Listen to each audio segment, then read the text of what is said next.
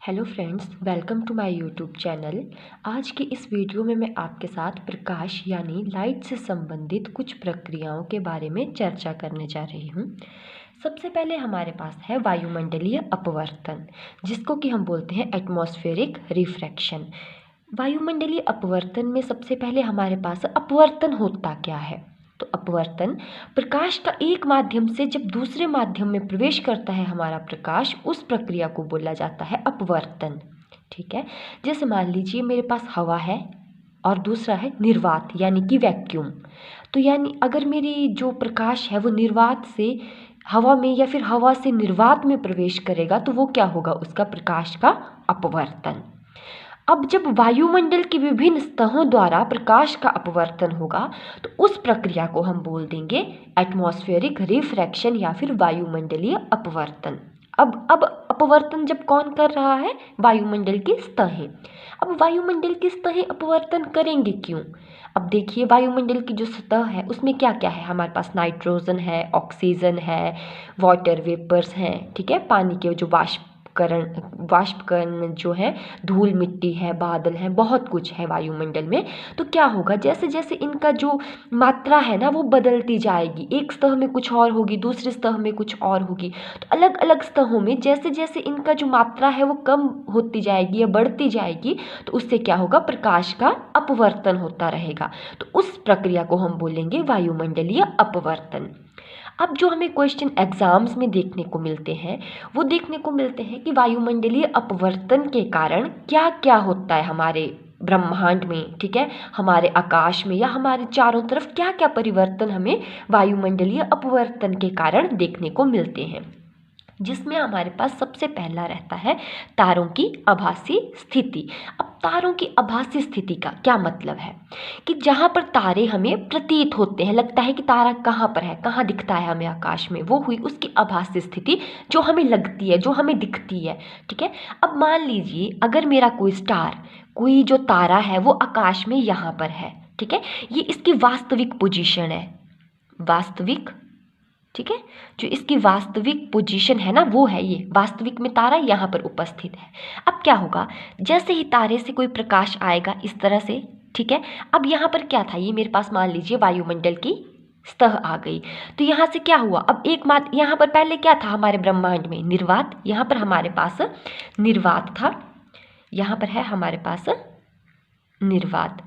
अब जैसे ही यहाँ पर निर्वात से क्या वायुमंडल में प्रवेश किया इस प्रकाश की रोशनी ने, प्रकाश ने, ठीक है, तो जैसे यहाँ पर प्रवेश करेगा ये अपने मार्ग से क्या हो जाएगा, विचलित हो जाएगा। जब हमारे पास प्रकाश का अपवर्तन होता है एक माध्यम से दूसरे माध्यम में, तो प्रकाश अपने मार्ग से विचलित हो जाता है। तो अब मान लीजिए विचलित होकर ये इस तरह से विचलित हो गया अपने मार्ग से, और इस तरह से अब हमारी रोशनी आंखों तक पहुंची, तारे की रोशनी, ठीक है। अब हमारी आंखें क्या है, बिल्कुल सीधा देखती हैं, हम इस तरह से तो नहीं देख पाते, तिरछा या कुछ भी हमें ऐसा तिरछा तो नहीं दिखता ना, हम सीधा देखते हैं आइज से एकदम, या हमारी जो आइज की देखने की कैपेसिटी होती है वो बीच में ऐसा तो नहीं है कि टेढ़े मेढ़े देखते हैं हम, आधा अधूरा, है ना। तो क्या होगा, अब हमें बिल्कुल इसकी सरेद में ऐसे आगे को दिखाई देगा, तो अब हमें तारा यहाँ पर प्रतीत होगा। तो जो रात को हम तारा देखते हैं वो उसकी वास्तविक अवस्था या वास्तविक पोजीशन नहीं होती, तारा एक्चुअल में कहीं और होता है और हमें कहीं और दिखाई देता है। तो अगर हमें प्रश्न आए कि जो तारों की आभासी स्थिति है वो उनकी वास्तविक स्थिति से भिन्न क्यों होती है, तो इसका जो उत्तर होगा वो होगा वायुमंडलीय अपवर्तन के कारण। ठीक है, नेक्स्ट हमारे पास आता है तारों का टिमटिमाना। जो हमारे पास तारे रात को हमें टिमटिमाते हुए दिखाई देते हैं, ब्लिंक करते हुए दिखाई देते हैं, जैसे वो हमारे लाइट्स नहीं होती जो हम दिवाली वगैरह पे जलाते हैं तो वो कैसे चमचम करती हैं ना, तो वैसे तारे हमें चमचम करते हुए दिखाई देते हैं। तो क्या वास्तविक में भी तारे हमारे चमचमाते हैं या टिमटिमाते हैं?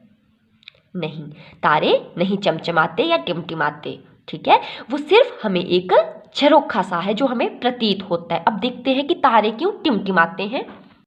अब मान लीजिए कोई तारा यहाँ पर उपस्थित है, आकाश में यहाँ पर है कोई तारा। अब क्या होगा, जब तारे की ये रोशनी हम तक पहुँचेगी, ठीक है। अब मैं ना आपकी ये जो रोशनी है ना, ये जो मैंने यहाँ पर ऊपर आपको बताया ना कि वायुमंडल में प्रवेश करने के बाद अपना मार्ग बदल लेगी, ठीक है। तो मैं आप ये मान के चलिए कि तारे की जो रोशनी है वो मैं अब आपको ना ये वाला मार्ग नहीं इसका दिखाऊंगी कि किस तरह से विचलित हुई, कैसे हम तक पहुँची, ठीक है।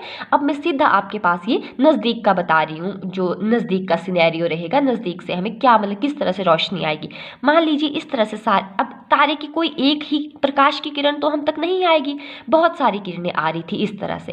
अब वायुमंडल में क्या था, बादल थे, धूल कण थे, बहुत कुछ था। मान लीजिए कोई किरण यहाँ से टकरा गई किसी पदार्थ के साथ और अपना मार्ग इस तरफ को विचलित कर गई। उसी तरह से मान लीजिए ये किरण इधर को विचलित हो गई, ये किरण इधर को विचलित हो गई। तो अब कुल मिलाकर मेरे पास ये दो किरणों का प्रकाश आंखों तक पहुंचा, ठीक है। अब पहली सिचुएशन में मेरे पास कितनी किरणें पहुंची, सिर्फ 2, ओके। अब अगली बार क्या हुआ, मान लीजिए यहाँ पर कोई धूल कण या बादल कुछ नहीं आया जिससे मेरी किरणें टकरा पाती, कुछ नहीं आया, ठीक है। और क्या हुआ, अब ये वाली जो किरण है मेरे पास जो पहले अपने मार्ग से विचलित हो गई थी, अब वो विचलित ना होकर क्या हुआ, सीधी मेरी आंख तक आ गई। तो अब दूसरी सिचुएशन में मेरे पास कितनी किरणें पहुंची, 3। उसी तरह से मान लीजिए कोई और सिचुएशन आई जिसमें हमारे पास 3 के बजाय अब 4 किरणें हमारे पास पहुंच गई, ठीक है। अब अगली बार मान लीजिए ये बहुत सारी विचलित हो गई, कोई एक ही पहुंची, ठीक है। अगली सिचुएशन में कोई एक ही किरण आई। इसी तरह से जो 5th सिचुएशन थी उसमें ये 5 किरणें आ गई। तो इस तरह से क्या होगा, वायुमंडल में अब ऐसा तो है नहीं कि हवा स्थिर है, हवा निरंतर बहती रहती है, बादल आगे पीछे, आपने देखा होगा आकाश में बादल आगे पीछे होते रहते हैं, ठीक है, मूवमेंट्स होती रहती हैं हमारे वायुमंडल में। तो उस वजह से क्या होगा, ये जो किरणें हैं ये कम ज़्यादा दिखाई देने लगेंगी। मान लीजिए अगली सिचुएशन में मेरे पास 6 किरणें आ गई। तो क्या हुआ, अब देखिए जब प्रकाश कम आएगा तो आपको कम रोशनी दिखेगी, ज़्यादा आएगा तो थोड़ी ज़्यादा। अब पहले कम था, फिर ज़्यादा हुआ, और ज़्यादा हुआ, फिर कम हुआ, फिर ज़्यादा हुआ, ठीक है। तो अब है क्या, जो आप रोशनी देखते हो ना टिमटिमाती हुई, वो वही तो है, कम होना, ज़्यादा होना, कम होना, ज़्यादा होना। तो रियल में तारे नहीं टिमटिमाते, रियल में उनका प्रकाश स्थिर रहता है। जितना किसी तारे के पास प्रकाश है उतना ही वो होगा, जितना है वो उतना ही दिखाई देगा। लेकिन हम कम ज़्यादा क्यों देख पाते हैं, क्योंकि हम तक जो रोशनी की जो प्रकाश की किरणें हैं वो कम ज़्यादा पहुंच पाती हैं, सारी एक साथ नहीं पहुंच पाती, कभी कम पहुंचेंगी, कभी ज़्यादा पहुंचेंगी। तो जिस कारण हमें तारे टिमटिमाते हुए प्रतीत होते हैं। तो अगर क्वेश्चन आए कि तारे क्यों टिमटिमाते हैं, तो तारे भी वायुमंडलीय अपवर्तन के कारण हमें टिमटिमाते हुए प्रतीत होते हैं। नेक्स्ट हमारे पास है अब अग्रिम सूर्योदय या फिर विलंबित सूर्यास्त, ठीक है। अग्रिम सूर्योदय का मतलब हुआ सूर्य का जल्दी उदय हो जाना, और विलंबित सूर्यास्त मतलब सूर्य का देर से अस्त होना। अब देखिए होता क्या है, जब भी हम सूर्योदय देखते हैं एक्चुअल में सूर्योदय तब नहीं हुआ होता, सूर्योदय उसके 2 मिनट बाद होता है, हम 2 मिनट पहले ही सूर्योदय देख लेते हैं। और विलंबित सूर्यास्त मतलब सूर्य अस्त हो चुका होता है लेकिन हमें फिर भी सूरज दिखाई देता है। अब देखिए वो कैसे होगा, यहाँ पर मान लीजिए हम यहाँ पर हैं, अब देखिए पृथ्वी गोल है तो इसके बिल्कुल सीधे में जो लाइन आएगी वो होगा क्षितिज की रेखा, यानी कि हॉरिजेंटल लाइन बोला जाता है इसको, ठीक है। तो क्षितिज रेखा ले ली ये हमने, ओके। अब क्या हुआ, अभी सन ना राइज नहीं हुआ था, मतलब सूर्य उदय नहीं हुआ था, अभी सूर्य अब हमें सूर्य कब उदय होता है, जब वो क्षितिज की रेखा को पार कर लेता है। तो मान लीजिए अभी जो सूरज था उसने क्षितिज की रेखा को पार नहीं किया था, अभी वो थोड़े क्षितिज से नीचे था। तो फिर से क्या हुआ, इस तरह से सूर्य की रोशनी आई यहाँ पर, जैसे ही अब इसने पहले क्या था, ब्रह्मांड में क्या है, निर्वात वैक्यूम है, वहाँ पर हवा नहीं होती, ठीक है। तो निर्वात से जैसे ही वायुमंडल में प्रवेश किया, ये अपने मार्ग से फिर से क्या हुआ, विचलित हो गई, और कुछ इस तरह से ये प्रकाश की किरण हमारी नज़रों तक पहुंची। अब अगेन हम बिल्कुल इसके सीधे में इमेज बनाएगी हमारी आंख, प्रतिबिंब बिल्कुल सीधा बनाएगी। तो क्या होगा, हम बिल्कुल इसके सीधे में सूरज को देखेंगे और हमें सूरज क्षितिज से थोड़ा सा ऊपर उठा हुआ यहाँ पर प्रतीत होगा। तो अब देखिए सूरज था कहाँ पर, यहाँ पर, लेकिन हमें पहले ही सूर्योदय देख लिया। तो ऐसा माना जाता है कि जब भी सूर्योदय होता है हम उससे 2 या 3 मिनट पूर्व ही सूर्य को देख लेते हैं। उसी तरह से सूर्यास्त में भी सेम यही होगा। अब हमारे पास क्षितिज इस तरफ को आएगा। अभी जब हमारा सूरज है वो यहाँ पहुँच चुका होगा, लेकिन हम प्रतिबिंब इसका यहाँ पर देखेंगे सेम सूर्योदय के जैसे हमें यहाँ पर भी देखने को मिलेगा, तो जिस कारण हमें विलंबित सूर्यास्त देखने को मिलता है। तो अग्रिम सूर्योदय और विलंबित सूर्यास्त होने का जो कारण है वो भी हमारे पास वायुमंडलीय अपवर्तन होता है, जिसको कि हम बोलते हैं एटमॉस्फेरिक रिफ्रैक्शन। ओके, नेक्स्ट हमारे पास आता है विक्षेपण। ठीक है, विक्षेपण को हम हिंदी में और परिक्षेपण भी बोल देते हैं और इंग्लिश में हम इसको बोलते हैं डिस्पर्सन। अब विक्षेपण होता क्या है? श्वेत प्रकाश का 7 रंगों में विभक्त होना। ठीक है, श्वेत प्रकाश क्या है? हमारी व्हाइट लाइट, जो सूर्य से हमें प्रकाश मिलता है वो व्हाइट लाइट होती है, श्वेत प्रकाश होता है। तो जब ये श्वेत प्रकाश 7 रंगों में टूट जाएगा, विभक्त होगा, तो उस प्रोसेस को बोलते हैं विक्षेपण या फिर परिक्षेपण या फिर डिस्पर्सन। अब ये हमारे पास कोई प्रिज्म है, विक्षेपण हमें प्रिज्म में देखने को मिलता है। ये प्रिज्म है हमारे पास। अब क्या हुआ, ये मेरे पास श्वेत प्रकाश आया। ठीक है, श्वेत प्रकाश की कोई किरण थी। अब जैसे ही ये किरण प्रिज्म में पास करी, अब यहाँ पर क्या था? हवा थी। प्रिज्म किसका होता है हमारे पास? कांच का। तो अब हवा से कांच में क्या है? माध्यम अलग अलग है ना, दोनों मीडियम। तो हवा से क्या हुआ? कांच में प्रवेश किया प्रकाश ने। तो क्या होगा, जैसे ही ये कांच में प्रवेश करेगा यहाँ पर प्रिज्म में, तो ये 7 रंगों में विभक्त हो गया। ठीक है, ये 7 रंगों में विभक्त हो गया। अब अगर मैं प्रिज्म के आगे यहाँ पर सफ़ेद कागज रख दूँ सीधा इस तरह से, ठीक है, तो अब मुझे इस कागज के ऊपर 7 रंग देखने को मिलेंगे, जैसे कि इंद्रधनुष में देखने को मिलते हैं। अब ये 7 रंग कौन कौन से रंग के होंगे, उनको हम एक साइनोनिम यानी कि एक ये पढ़ेंगे विवग्योर। वी से हमारे पास रहता है violet colour, indigo, blue, green, yellow, orange, red. ठीक है, वायलेट को हम हिंदी में बोलते हैं बैंगनी और रेड को बोलेंगे लाल रंग। अब ये जो विवग्योर यहाँ पर बनेगा, ये हमेशा याद रखना, जो आप विवग्योर लिखोगे ये नीचे से लिखना शुरू करना है। ठीक है, VIBGYOR, विवग्योर ऊपर को लिखोगे। तो ये जो बैंगनी रंग है ये सबसे ज़्यादा मुड़ा हुआ प्रतीत होता है हमें। ठीक है, ये सबसे नीचे रहेगा और लाल रंग सबसे ऊपर रहेगा, जो सबसे कम मुड़ेगा। ठीक है, अब ये जो हमारे पास बैंगनी रंग है, इसकी जो तरंग दैर्ध्य है वो सबसे कम होती है, और जैसे जैसे हम बैंगनी से लाल की तरफ को चलते जाएंगे, जो हमारी तरंग दैर्ध्य है वो बढ़ती जाएगी, और लाल रंग की सबसे अधिक तरंग दैर्ध्य होती है। तरंग दैर्ध्य को हम इंग्लिश में बोलते हैं वेवलेंथ। तो सबसे कम वेवलेंथ हमारी बैंगनी यानी कि वॉयलेट कलर की होगी, और सबसे अधिक वेवलेंथ यानी कि तरंग दैर्ध्य हमारी लाल रंग की होती है। तो इस तरह से हमारे पास जो प्रिज्म है वो श्वेत प्रकाश को 7 रंगों में विभक्त कर देता है। अब विक्षेपण का जो उदाहरण हमें अपने आसपास देखने को मिलता है या अपने दैनिक जीवन में देखने को मिलता है वो है इंद्रधनुष का। जब हमारे पास कभी बारिश होती है तब हमें इंद्रधनुष दिखाई देता है। जो हमारे पास पानी की बूंदें होती हैं बारिश के बाद, वो वायुमंडल में रहती हैं। तो वो जो छोटी छोटी पानी की बूंदें होती हैं वो प्रिज्म की तरह काम करती हैं, और वो भी श्वेत प्रकाश को ठीक इसी तरह से 7 रंगों में विभक्त करती है। तो कभी आपने इंद्रधनुष देखा होगा तो देखना, लाल रंग सबसे ऊपर दिखाई देता है और बैंगनी रंग सबसे नीचे दिखाई देता है। ठीक है, सेम इसी तरह से हमारे पास इंद्रधनुष की फॉर्मेशन होती है, इंद्रधनुष बनता है। अब हमारे पास इससे संबंधित एक क्वेश्चन है हमारे पास, इंद्रधनुष किस कारण से बनता है?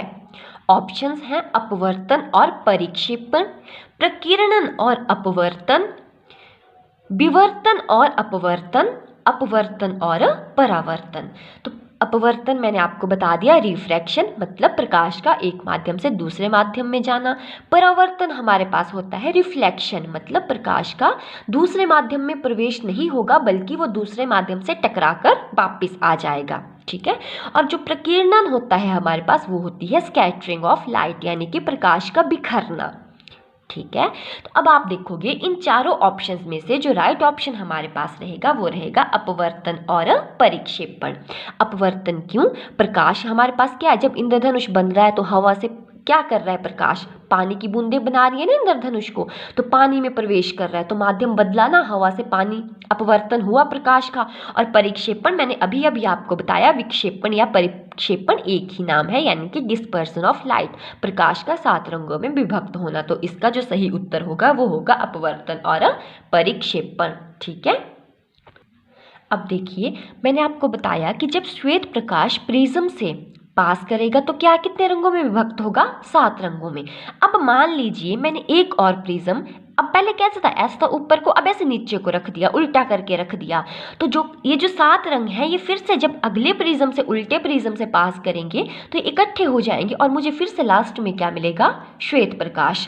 तो अगर पेपर में कभी ऐसी कोई सिचुएशन दे दी जाए कि पहले एक प्रिज्म रखा है फिर उसके बाद दूसरा प्रिज्म उल्टा करके रख दिया है, तो मुझे कितने रंग प्राप्त होंगे, तो ये मत सोचना कि एक ने विभक्त किया था 7 में तो दूसरा भी विभक्त कर देगा 7 में और हमारे पास 14 रंग मिलेंगे या कुछ 7 मिलेंगे, तो ऐसा कुछ नहीं होगा। हमारे पास एक ही रंग मिलेगा, व्हाइट लाइट, यानी कि श्वेत प्रकाश मिलेगा, अगर इस तरह से मैं 2 प्रिज्म्स को रख दूंगी।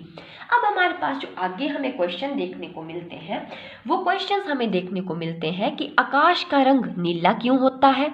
ठीक है, वायुमंडल के अभाव में आकाश का रंग कैसा होगा, या फिर खतरे के चिन्ह लाल क्यों होते हैं। तो सबसे पहले हम देखेंगे कि आकाश का रंग नीला क्यों होता है। तो इसके लिए सबसे पहले जो हमारे पास आएगा वो आएगा प्रकीर्णन शब्द। ठीक है, प्रकीर्णन, प्रकीर्णन होता है लाइट का फैलना, स्कैटर करना। ठीक है, तो क्या होता है हमारे पास, जो हमारा आकाश है, अब इसमें क्या है, वायुमंडल है, वायु के छोटे छोटे कण हैं, तो ये जो हमारे पास वायुमंडल में हवा के छोटे छोटे कण होते हैं, इनकी जो क्षमता होती है वो होती है कम तरंग दैर्ध्य वाले प्रकाश को प्रकीर्णित करने की या फैलाने की। तो इनकी जो कैपेसिटी है वो ब्लू कलर के साथ मैच करती है, नीले रंग के साथ। ठीक है, नीले रंग की जो तरंग दैर्ध्य है उतने तरंग दैर्ध्य के प्रकाश को ये प्रकीर्णित कर पाते हैं। तो अब क्या होगा, अब हमारे आकाश में क्या है, वायुमंडल है, अब उनकी क्षमता नीले रंग को प्रकीर्णित करने की है, तो वो जो जितना भी सन से जो श्वेत प्रकाश आएगा उसको वो क्या करेंगे, जो नीले रंग वाला प्रकाश होगा उसको अधिक मात्रा में प्रकीर्णित करेंगे, जिससे हमें आकाश नीला प्रतीत होगा। अब जो प्रकीर्णित रंग होगा वही हमारी आंखों में जाएगा, और जो आंखों में जाएगा वो हमें दिखाई देगा, तो वो हमें नीला दिखाई देता है आसमान हमारा। और उसके बाद ना, जब हम अगर बोलने की वायुमंडल के अभाव में आकाश का रंग कैसा होगा, कि अगर वायुमंडल ना होता तो तब आकाश का रंग कैसा होगा, तो ये क्वेश्चन आप ना खुद भी बता सकते हो। वैसे अगर आप ना ब्रह्मांड में चले जाते हो, आपने देखी होंगी पिक्चर्स ब्रह्मांड की टीवी वगैरह में या कहीं पर बुक्स में, तो ब्रह्मांड आपको हमेशा ना काले रंग का बनाया गया होता है। ठीक है, तो इसीलिए बनाया गया होता है। अब जो वायुमंडल है वो तो पृथ्वी के चारों ओर है, कुछ 1 किलोमीटर तक है, पूरे ब्रह्मांड में तो नहीं है, तो इसीलिए अगर वायुमंडल ना हो तो आकाश का रंग काला होता है। ठीक है, काला यानी कि ब्लैक। ओके, और इसके बाद हमारे पास है कि खतरे का चिन्ह लाल क्यों होता है। तो मैंने आपको बताया कि जो लाल रंग है उसकी सबसे अधिक तरंग दैर्ध्य यानी कि वेवलेंथ होती है, तो जितनी अधिक इसकी तरंग दैर्ध्य होती है उतना ही ये कम प्रकीर्णित होता है, यानी कि उतना कम फैलता है। ठीक है, अब मान लीजिए आपने पानी की एक बॉटल फेंकी, एक यहाँ पर फेंकी, एक आपने इतनी पतली सी किसी नाली से फेंका तो ये बहुत दूर तक जाएगा, और यहीं अगर आपने इस पानी को किसी फर्श पे फैला दिया ना तो ये ऐसे फैल जाएगा और ज़्यादा दूर तक नहीं जाएगा। तो जो चीज़ जितनी ज़्यादा फैलती है ना वो उतने कम दूरी तक जाती है, और जो जितने कम रास्ते में फैलेगी वो उतने ज़्यादा दूर तक जाएगी। ठीक है, तो जो लाल रंग है वो कम फैलेगा। ठीक है, कम फैलेगा तो वो दूर तक जाएगा, उसकी जो तरंग दैर्ध्य है वो बहुत दूर तक जाती है फिर। ओके, तो इसीलिए जो खतरे के चिन्ह है वो लाल बनाए गए होते हैं। तो इसका उत्तर होगा अधिक तरंग दैर्ध्य या फिर कम प्रकीर्णन। ठीक है, अधिक तरंग दैर्ध्य यानी कि वेवलेंथ। ठीक है, दैर्ध्य तरंग दैर्ध्य होती है आपकी वेवलेंथ, या फिर आप दूसरा रीजन इसका दे सकते हो, आपका ये आएगा कम प्रकीर्णन के कारण। ठीक है, प्रकीर्णन भी कम होता है इसका और तरंग दैर्ध्य अधिक होती है। और इसके बाद एक और प्रश्न हमारे पास आता है कि जब हम अधिक ऊंचाई तक चले जाते हैं तब आकाश का रंग हमें कैसा दिखाई देता है। तो तब भी हमें आकाश का रंग काला दिखाई देगा, क्योंकि जितनी अधिक ऊंचाई पर चले जाएंगे तब वहां पर वायुमंडल समाप्त हो जाएगा। जब बहुत अधिक ऊंचाई पर जाएंगे वायुमंडल समाप्त, तो आकाश का रंग कैसा हो जाएगा, फिर से काला। अब इससे रिलेटेड एक दो क्वेश्चंस देखेंगे हम। पहला क्वेश्चन है, निम्नलिखित में से कौन प्रकाश के वायुमंडलीय अपवर्तन का परिणाम नहीं है? ऑप्शंस दिए थे, सूर्यास्त के समय सूर्य का लाल दिखाई देना, रात में तारों का टिमटिमाना, सूर्य का आकाश में अपनी वास्तविक ऊंचाई से अधिक ऊंचाई पर दिखना, सूर्य का अपने वास्तविक सूर्योदय से 2 या 3 मिनट पूर्व दिखाई देना। तो अगर आपने अभी ये जो मैंने पढ़ाया ये ध्यान से सुना होगा तो आपको याद होगा कि मैंने तारों का टिमटिमाना भी आपको वायुमंडलीय अपवर्तन के कारण बताया है। सूर्य का आकाश में अपनी वास्तविक ऊंचाई से अधिक ऊंचाई पर दिखना, ये मैंने आपको तारों वाला उदाहरण दिया था कि वो हमें अधिक ऊंचाई पर दिखाई देते हैं या फिर उनकी आभासी स्थिति दिखाई देती है। तो उसका आंसर भी मैंने आपको यही बताया था, वायुमंडलीय अपवर्तन। और सूर्य का अपने वास्तविक सूर्योदय से 2 या 3 मिनट पूर्व दिखाई देना, इसके लिए भी मैंने आपको जो उत्तर बताया था वो भी वायुमंडलीय अपवर्तन ही बताया था। तो सिर्फ सूर्य के समय सूर्य का लाल, सूर्यास्त के समय सूर्य का लाल दिखाई देना, ये मैंने अभी तक आपके साथ डिस्कस किया भी नहीं। और इसका जो कारण है वो वायुमंडलीय अपवर्तन नहीं होता। जो हमारा ये जो सूर्यास्त है ना, इसके समय हमें सूर्य लाल दिखाई देता है, ललिमा दिखाई देती है ना सूर्य में, या फिर सूर्योदय के समय। तो इसका जो कारण रहता है, तो जो मैंने आपको बताया ना कि जो हमारे वायुमंडल के कण हैं उनकी जो क्षमता रहती है वो नीले रंग को फैलाने की, प्रकीर्णित करने की ज्यादा रहती है। तो अब मैंने आपको बताया था कि सबसे अधिक तरंगदैर्ध्य किसकी है, लाल प्रकाश की।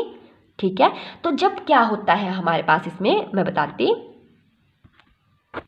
सूर्योदय के समय सूर्य यहाँ जैसे होगा और दोपहर के समय सूर्य यहाँ जैसे होगा। तो दोपहर के समय जो इसका दूरी है ना सूर्य की और हमारे बीच की, वो कम होती है किसकी अपेक्षा में, सूर्योदय या सूर्यास्त की अपेक्षा में।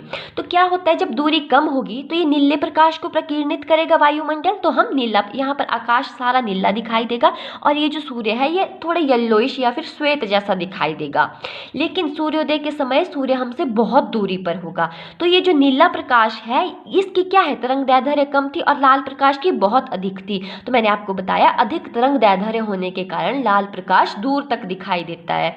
तो इसीलिए बहुत ज्यादा दूरी होने के कारण सूर्योदय और सूर्यास्त के समय हम जो सूर्य का प्रकाश देख पाएंगे वो लाल देख पाएंगे और हमें जो सूर्य है वो लाल रंग को, उसमें ललिमा सी प्रतीत होती है। ठीक है, तो इसके जो हमारे पास ये जो क्वेश्चन था कि वायुमंडल में कौन प्रकाश के मतलब इनमें से कौन सा प्रकाश के वायुमंडलीय अपवर्तन का परिणाम नहीं है, तो उत्तर होगा सूर्यास्त के समय सूर्य का लाल दिखाई देना। अगला प्रश्न है, विक्षेपण के समय प्रिज्म से गुजरने पर किस रंग का प्रकाश अपने मार्ग से अधिक विचलित होगा? तो ये भी अगर आपने ध्यान से सुना होगा, तो मैंने आपको बताया था कि जब हमारे पास विक्षेपण होता है या फिर परिक्षेपण होता है, जो बैंगनी रंग है, वॉयलेट कलर है, वो सबसे अधिक विचलित होता है, अपने मार्ग से सबसे अधिक मुड़ता है ये। ठीक है, तो इसीलिए इसका जो उत्तर होगा वो होगा बैंगनी रंग। विक्षेपण के समय प्रिज्म से गुजरने पर जिस रंग का प्रकाश अपने मार्ग से अधिक विचलित होगा वो होगा हमारे पास बैंगनी रंग। तो आज की इस वीडियो में बस इतना ही। Thank you.